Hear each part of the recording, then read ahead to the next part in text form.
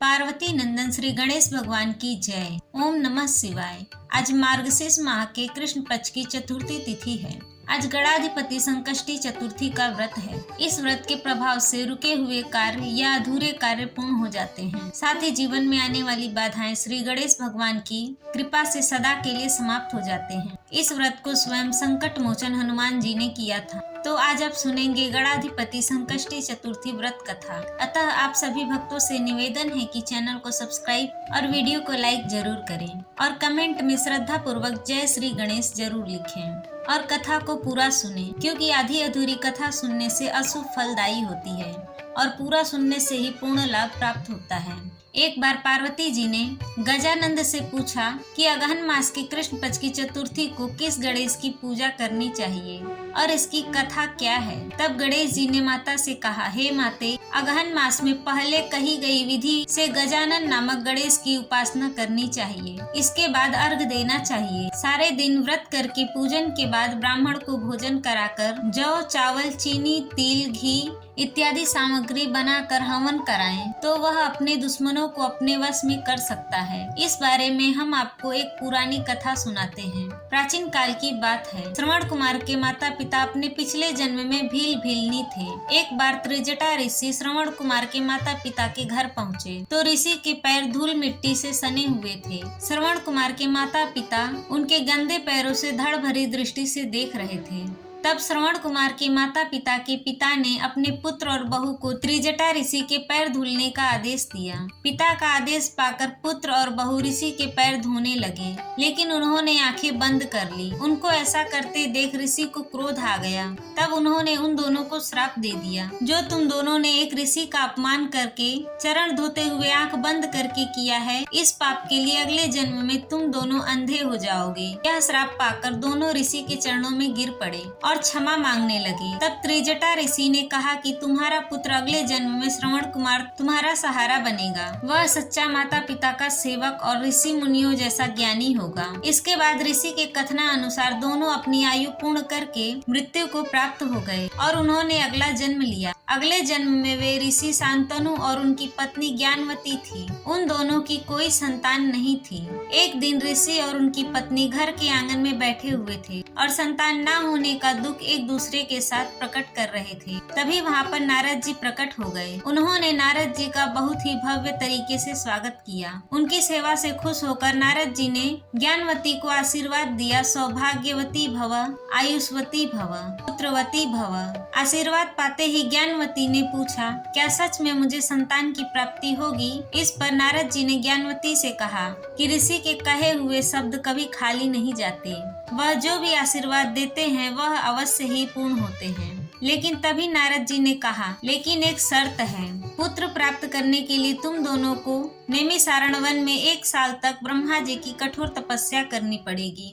नारद जी के कहे अनुसार ऋषि और उनकी पत्नी ने नैमिषारण्य वन में जाकर ब्रह्मा जी की कठोर तपस्या की। दोनों की तपस्या से प्रसन्न होकर ब्रह्मा जी ने उन्हें दर्शन दिए और वर मांगने को कहा। खुशी के आंसू आंखों में लिए ऋषि ने कहा कि हे प्रभु, मुझे पुत्रवान होने का वरदान दीजिए। ब्रह्मा जी ने कहा, अवश्य प्राप्त होगा, लेकिन इसमें एक शर्त है। इतना सुनते ही दोनों पति पत्नी थोड़ा घबरा गए। ब्रह्मा जी ने आगे कहा, तब तुम दोनों की नेत्र ज्योति चली जाएगी। इस पर शांतनु ऋषि ने कहा, यदि मेरी नेत्र ज्योति चली जाती है तो मैं पुत्रवान तो कहलाऊंगा, लोग मुझे नपुंसक तो नहीं कहेंगे। मुझे आपकी सभी शर्तें मंजूर हैं। तभी ब्रह्मा जी ने आशीर्वाद देते हुए कहा कि तुम्हें पुत्र प्राप्ति होगी और साथ में यह भी आशीर्वाद दिया कि तुम्हारे इस पुत्र का नाम संसार में युगों युगों तक याद किया जाएगा। तुम्हारे पुत्र का नाम इतिहास में मातृभक्ति और पितृभक्ति के लिए अमर होगा। बाद में ज्ञानवती और शांतनु के पुत्र होने पर दोनों माता पिता की नेत्र ज्योति चली गई और वे अंधे हो गए। ब्रह्मा जी के कहे अनुसार ठीक वैसा ही हुआ।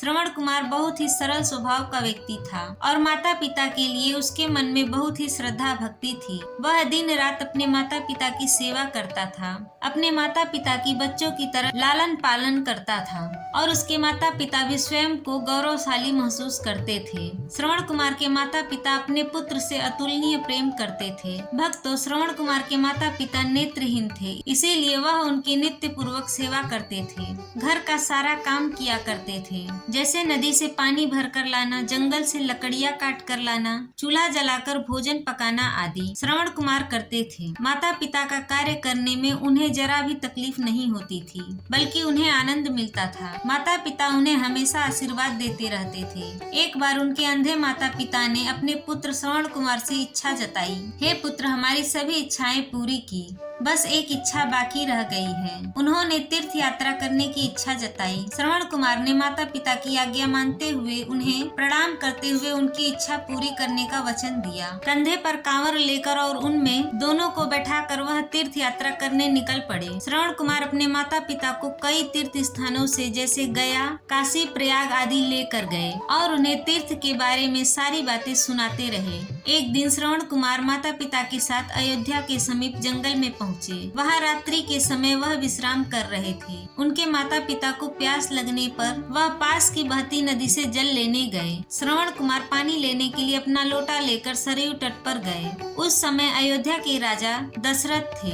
राजा दशरथ को शिकार खेलने का बड़ा ही शौक था। वे रात में भी जंगल में शिकार खेलने चले जाते थे, बल्कि उन्हें शब्द भेदी अड़ चलाने में महारत हासिल थी। एक बार बसंत ऋतु में सायंकाल वे धनुष बाण लेकर सरयू के किनारे गए। उसी समय श्रवण कुमार अपने माता पिता के लिए जल भरने आए हुए थे। राजा रात के समय जल पीने के लिए आए किसी अन्य पशु का शिकार करना चाहते थे। अचानक पानी की कुछ आवाज सुनकर उन्हें लगा कि कोई वन्य जीव पानी पीने आया है, जबकि श्रवण कुमार ने जल भरने के लिए कमंडल को पानी में डुबोया था। बर्तन में पानी भरने की आवाज सुनकर राजा दशरथ ने जानवर समझकर अचूक निशाना लगाया। आवाज के आधार पर उन्होंने तीर मारा तो श्रवण कुमार के सीने में जाकर लग गया। श्रवण कुमार के मुंह से आह निकल गई।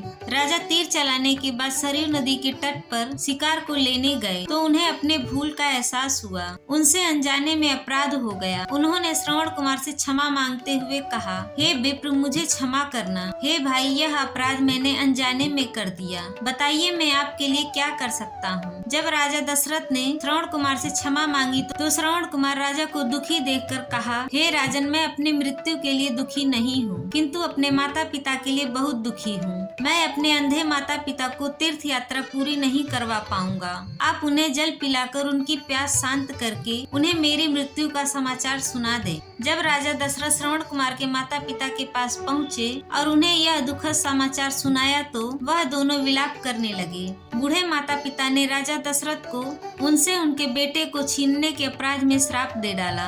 उन्होंने श्राप दिया कि हे राजा, तू भी हमारी तरह पुत्र वियोग में तड़प तड़प कर प्राण त्याग करेगा। इतना कहकर श्रवण कुमार के माता पिता ने भी अपने पुत्र वियोग में अपने प्राण त्याग दिए। इस श्राप के कारण राजा बहुत ही चिंतित हुए। उन्होंने पुत्रष्टि यज्ञ करवाया। इस यज्ञ के कारण जगदीश्वर श्री राम ने 4 भुजाओं वाले रूप में अवतार लिया और लक्ष्मी जी सीता जी के रूप में पृथ्वी पर अवतरित हुए। पिता की आज्ञा पाकर भगवान रामचंद्र जी ने सीता माता और लक्ष्मण सहित वन में खर और दूषण आदि अनेकों राक्षसों का संहार किया। इससे क्रोध होकर रावण ने सीता का हरण कर लिया। सीता के हरण होने के दुख में भगवान को पंचवटी को छोड़ ऋषि मुख पर्वत पर जाकर सुग्रीव से मित्रता की।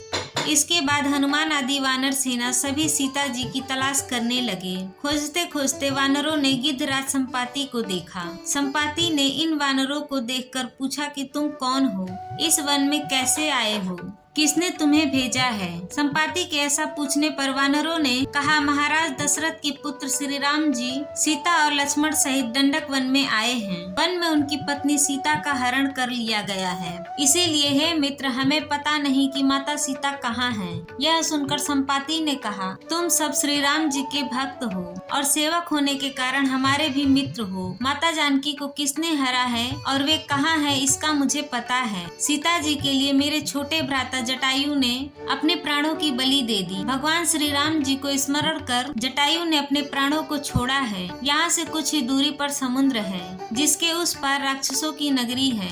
उस नगरी में शीशम के वृक्ष के नीचे सीता जी बैठी हुई है।